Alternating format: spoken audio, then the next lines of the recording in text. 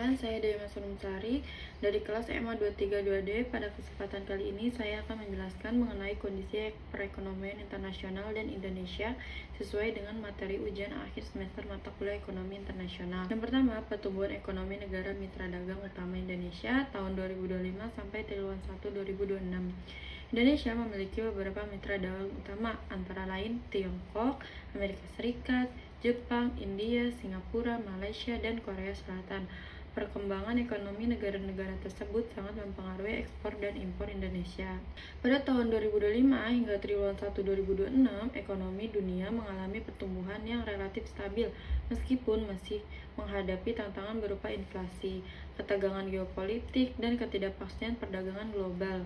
Tiongkok sebagai mitra dagang terbesar Indonesia masih mencatat pertumbuhan ekonomi sekitar 5%. Pertumbuhan tersebut didukung oleh sektor manufaktur, teknologi, dan konsumsi domestik. Hal ini memberikan peluang bagi Indonesia untuk meningkatkan ekspor batu bara, nikel, kelapa sawit, dan berbagai komoditas lainnya. Amerika Serikat juga mengalami pertumbuhan ekonomi yang cukup baik walaupun lebih lambat akibat kebijakan suku bunga yang tinggi. Permintaan terhadap produk tekstil, alas kaki, furnitur, dan produk manufaktur Indonesia masih cukup tinggi. India menjadi salah satu negara dengan pertumbuhan ekonomi tercepat di dunia. Permintaan terhadap minyak sawit, batu bara, dan produk pertanian dari Indonesia terus meningkat sehingga menjadi peluang ekspor yang menjanjikan. Sementara itu, Jepang dan Korea Selatan mengalami pertumbuhan yang lebih moderat.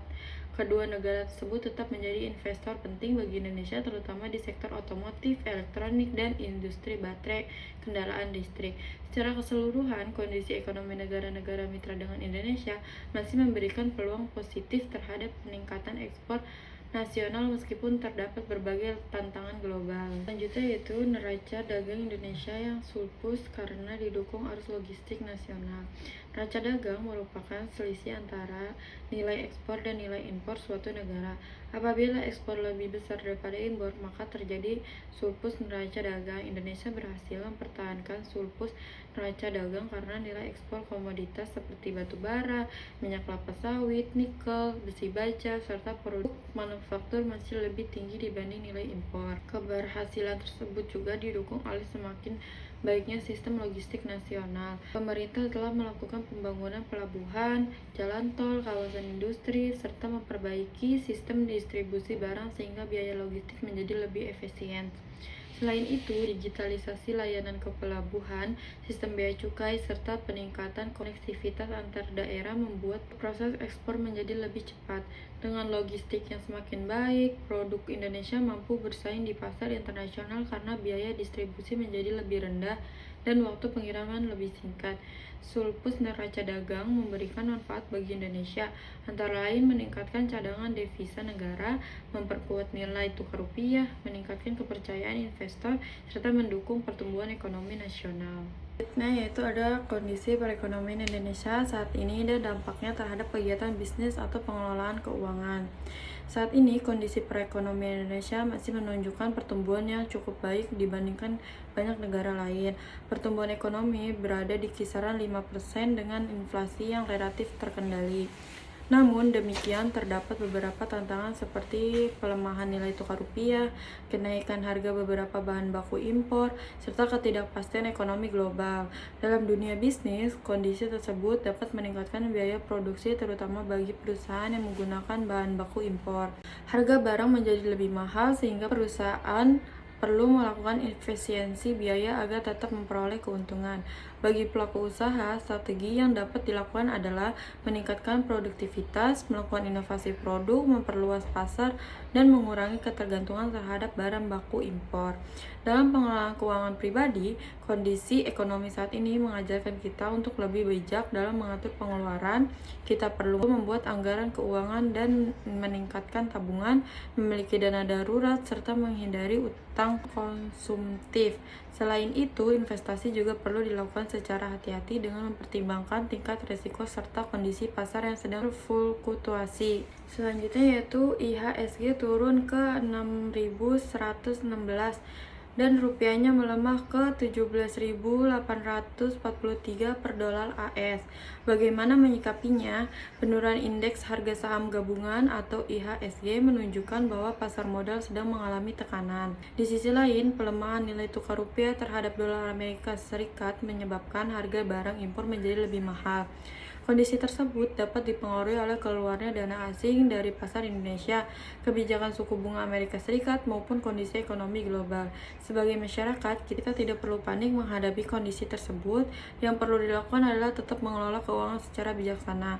Apabila memiliki investasi saham, keputusan tidak boleh dilakukan berdasarkan kepanikan sesaat. Investor sebaiknya tetap berorientasi jangka panjang serta memiliki perusahaan dengan fundamental yang baik.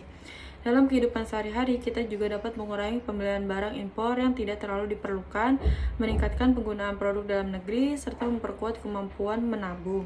Bagi pelaku usaha, penting untuk melakukan efisiensi operasional dan mengantisipasi kenaikan biaya produksi akibat pelemahan nilai tukar rupiah. Dengan sikap yang bijaksana, dampak negatif dari pelemahan IHSG maupun rupiah dapat diminimalkan.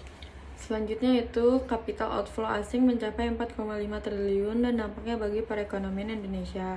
Capital outflow merupakan keluarnya dana investasi asing dari suatu negara menuju negara lain yang dianggap lebih menguntungkan atau memiliki resiko lebih rendah. Ketika investor asing menarik dana dari Indonesia hingga mencapai sekitar 4,5 triliun, maka terdapat beberapa dampak terhadap perekonomian nasional. Pertama, nilai tukar rupiah cenderung melemah karena permintaan terhadap dolar Amerika meningkat. Kedua, harga saham di Bursa Efek Indonesia dapat mengalami penurunan akibat banyaknya aksi jual dari investor asing. Yang ketiga, biaya pinjam dapat meningkat apabila Bank Indonesia menaikkan suku bunga untuk menjaga stabilitas nilai tukar rupiah.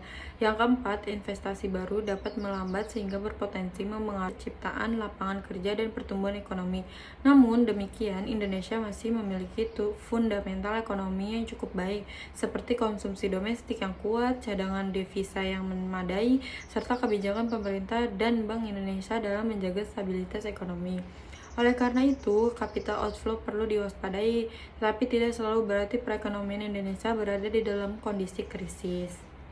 Sebagai kesimpulan, kondisi ekonomi internasional sangat mempengaruhi perekonomian Indonesia melalui perdagangan internasional, investasi, nilai tukar, dan pasar keuangan. Walaupun terdapat tantangan seperti pelemahan rupiah, penurunan IHSG, maupun capital outflow, Indonesia masih memiliki peluang untuk terus tumbuh melalui peningkatan ekspor, penguatan logistik nasional, peningkatan daya saing industri, serta pengelolaan kebijakan ekonomi yang tepat. Sebagai mahasiswa manajemen, kita perlu memahami kondisi ekonomi tersebut agar mampu mengambil keputusan yang tepat, baik dalam dunia bisnis maupun dalam pengelolaan keuangan pribadi. Demikian pemaparan yang dapat saya sampaikan. Terima kasih atas perhatiannya, Bapak dan teman-teman semua.